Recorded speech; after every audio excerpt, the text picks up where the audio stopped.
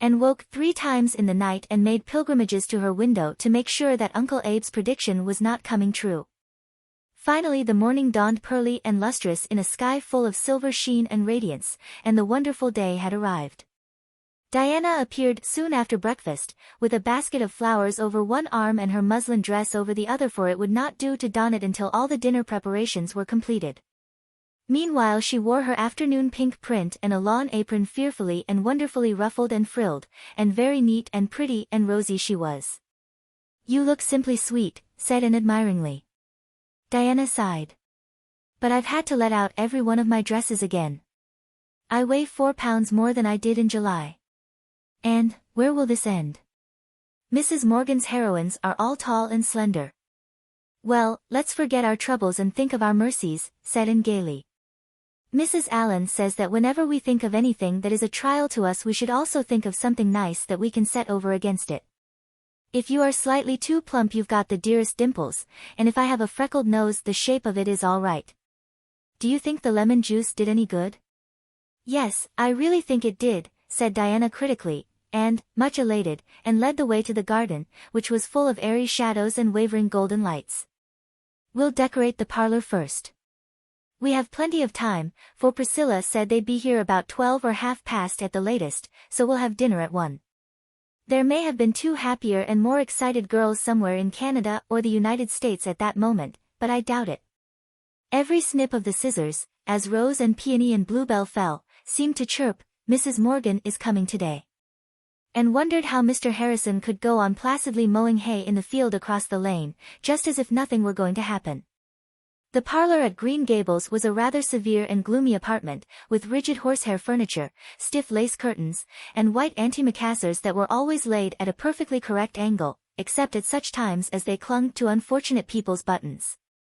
Even Anne had never been able to infuse much grace into it, for Marilla would not permit any alterations. But it is wonderful what flowers can accomplish if you give them a fair chance. When Anne and Diana finished with the room you would not have recognized it. A great blue bowlful of snowballs overflowed on the polished table. The shining black mantelpiece was heaped with roses and ferns. Every shelf of the whatnot held a sheaf of bluebells, the dark corners on either side of the grate were lighted up with jars full of glowing crimson peonies, and the grate itself was aflame with yellow poppies.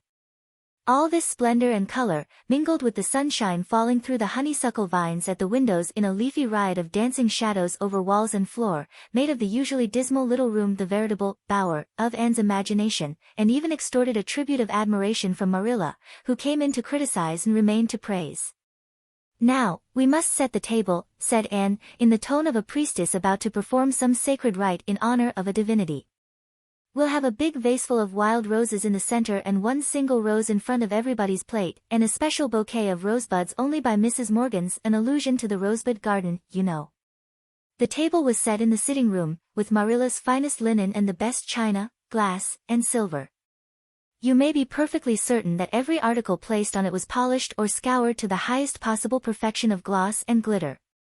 Then the girls tripped out to the kitchen, which was filled with appetizing odors emanating from the oven, where the chickens were already sizzling splendidly.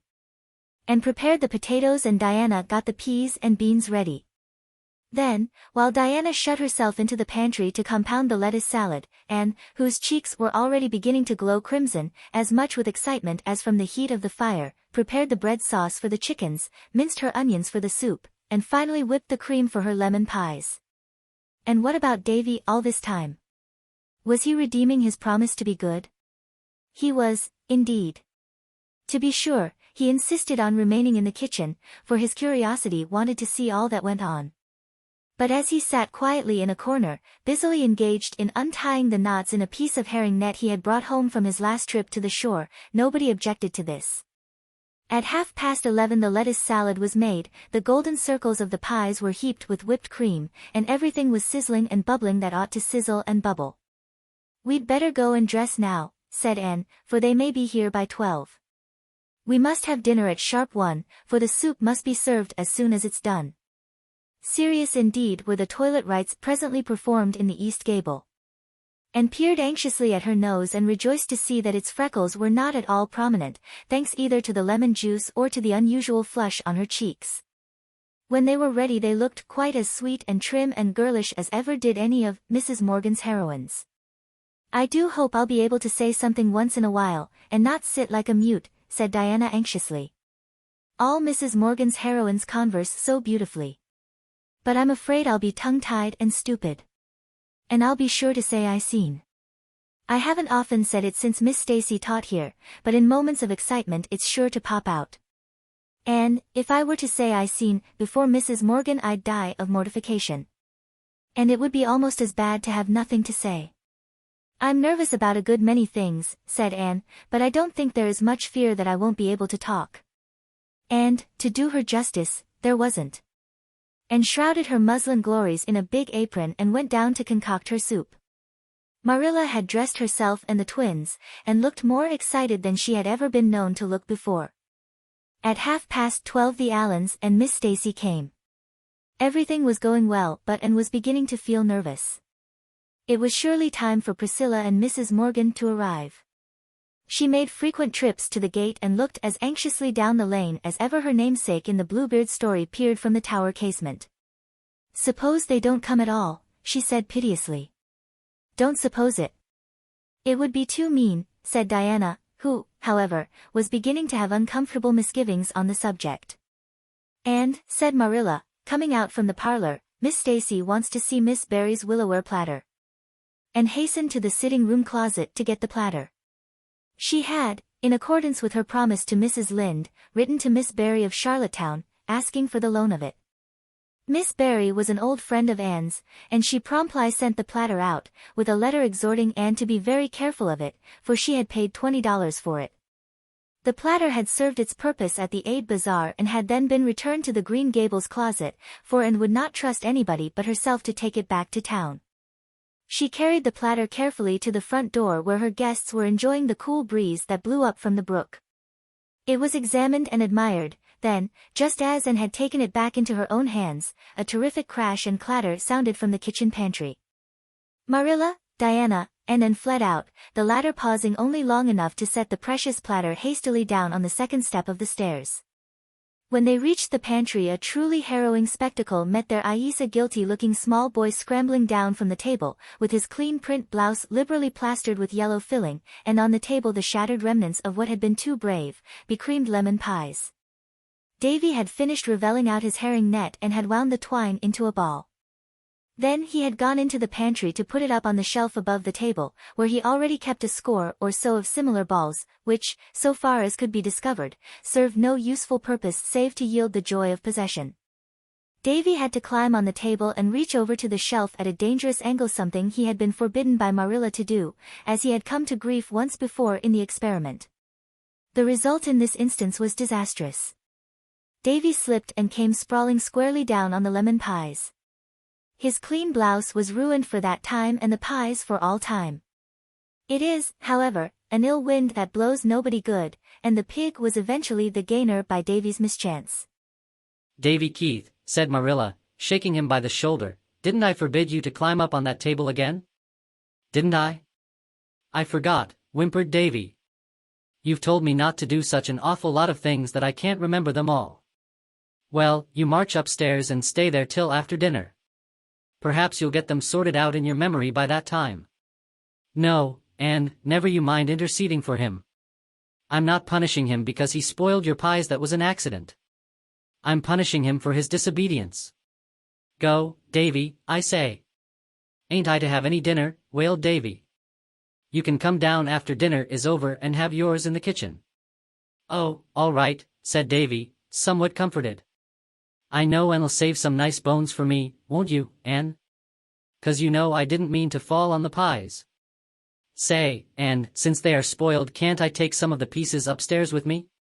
"No, no lemon pie for you, Master Davy," said Marilla, pushing him toward the hall.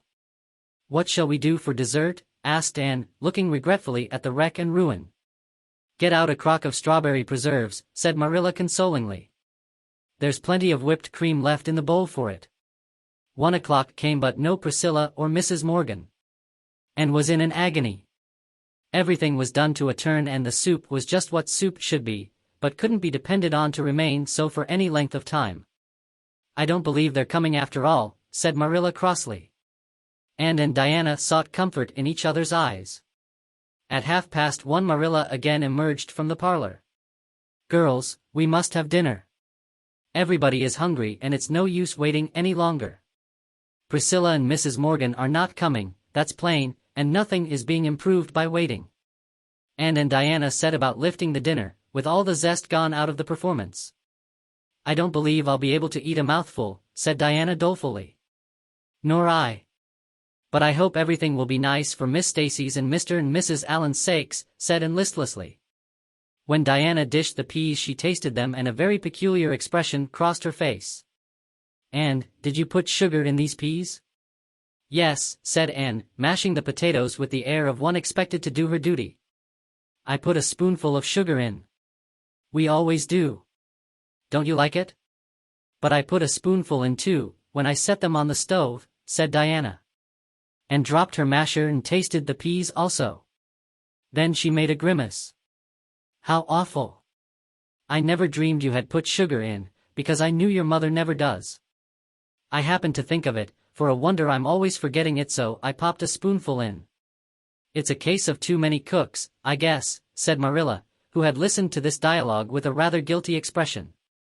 "I didn't think you'd remember about the sugar, Anne, for I'm perfectly certain you never did before, so I put in a spoonful." The guests in the parlor heard peal after peal of laughter from the kitchen, but they never knew what the fun was about. There were no green peas on the dinner table that day, however. "Well," said Anne, sobering down again with a sigh of recollection, "we have the salad anyhow, and I don't think anything has happened to the beans. Let's carry the things in and get it over." It cannot be said that that dinner was a notable success socially. The Allens and Miss Stacy exerted themselves to save the situation, and Marilla's customary placidity was not noticeably ruffled. But Anne and Diana, between their disappointment and the reaction from their excitement of the forenoon, could neither talk nor eat. And tried heroically to bear her part in the conversation for the sake of her guests, but all the sparkle had been quenched in her for the time being, and, in spite of her love for the Allens and Miss Stacy, she couldn't help thinking how nice it would be when everybody had gone home and she could bury her weariness and disappointment in the pillows of the east gable. There is an old proverb that really seems at times to be inspired: "It never rains but it pours." The measure of that day's tribulations was not yet full. Just as Mr. Allen had finished returning thanks, there arose a strange, ominous sound on the stairs, as of some hard, heavy object bounding from step to step, finishing up with a grand smash at the bottom. Everybody ran out into the hall and gave a shriek of dismay. At the bottom of the stairs lay a big pink conch shell amid the fragments of what had been Miss Barry's platter, and at the top of the stairs knelt a terrified Davy, gazing down with wide-open eyes at the havoc. "Davy," said Marilla ominously, "did you throw that conch down on purpose?" "No, I never did," whimpered Davy. "I was just kneeling here, quiet as quiet, to watch you folks through the banisters, and my foot struck that old thing and pushed it off, and I'm awful hungry, and I do wish you'd lick a fellow and have done with it, instead of always sending him upstairs to miss all the fun." "Don't blame Davy," said Anne, gathering up the fragments with trembling fingers. "It was my fault. I set that platter there and forgot all about it. I am properly punished for my carelessness, but oh, what will Miss Barry say?" "Well, you know she only bought it, so it isn't the same as if it was an heirloom," said Diana, trying to console. The guests went away soon after, feeling that it was the most tactful thing to do, and Anne and Diana washed the dishes, talking less than they had ever been known to do before. Then Diana went home with a headache, and went with another to the east gable, where she stayed until Marilla came home from the post office at sunset, with a letter from Priscilla, written the day before. Mrs. Morgan had sprained her ankle so severely that she could not leave her room.